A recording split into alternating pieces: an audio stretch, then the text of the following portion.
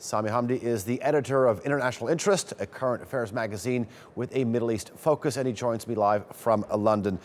Thank you very much for joining us. Now, when you look at the items that are on the agenda, break it down for us. What's number one? What are some of the important things that these two leaders will be talking about? Well, first of all, it's good to give just a slight bit of context with regards to these talks. Now, the Congress bill that you mentioned, I like to refer to it as the straw that broke the camel's back. Saudi Arabia is very, very upset with this Obama administration and feels that under this current Obama administration, the US has begun to move away from its Gulf allies and more towards Iran. Saudi Arabia wants a commitment from the US that it will help to protect Gulf interests from the Iranian threat. Now, what does it mean by the Iranian threat? Because many people see that Saudi Arabia exporting Wahhabism, extremism, whatever. The fact of the matter is, Saudi Arabia does have some facts to back up its grievances. If you look at Iraq, for example, where Nouri al-Maliki ruled for 10 years with Iranian support, rampant militias across the whole countries who openly state their loyalty towards Iran and who many of them form the Hashd al-Sha'bi, or the popular mobilization force that is involved in the fight against ISIS. If you look in Yemen, when Houthi took over Sana'a and the Gulf embassies closed down and the ambassadors were withdrawn, the US left their embassy open and even came out with statements from some officials that Houthi is a vital ally in the war against Al-Qaeda, completely against Saudi Arabia's interests with regards to Yemen.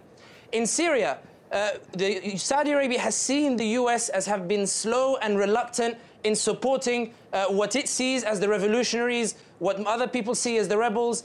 Saudi Arabia wants more from the US with regards to Syria and doesn't want Russia to get its way in Syria. So that's the kind of things that Saudi Arabia will be asking.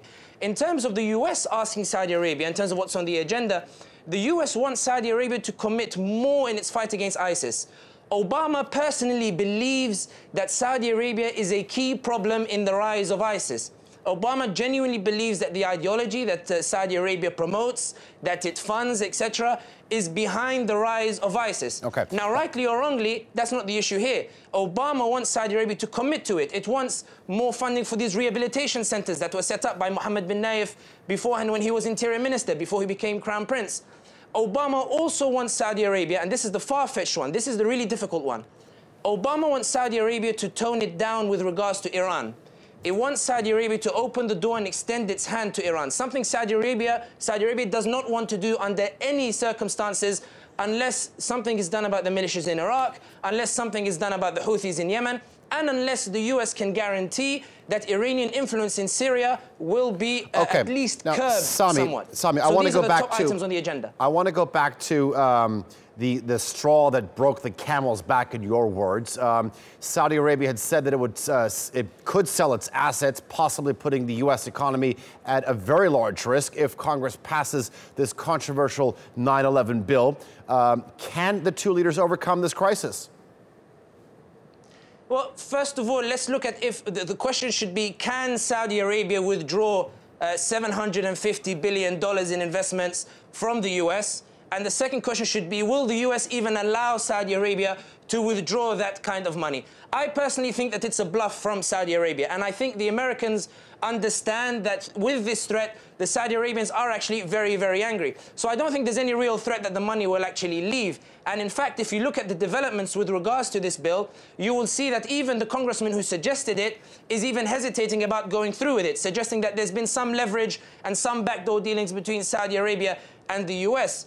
I think the key thing behind this particular visit is that Obama is going to the Saudis and he's telling the Saudis, look, listen, this ISIS is the main threat. You need to overcome your differences with Iran. This recent statement that you released in the OIC in Istanbul about Iran being a major threat in the region is not helping the situation with Iran, and you need to overcome it. The Saudis are saying to Obama, you don't understand anything about what's going on in the region. You've left Iraq to ruin, you left Syria to ruin, and you're allowing Yemen to fall to the Houthis. So it seems that there's a huge gulf between the two leaders that I don't see how this meeting in Riyadh will be able to bridge the gap between the two leaders.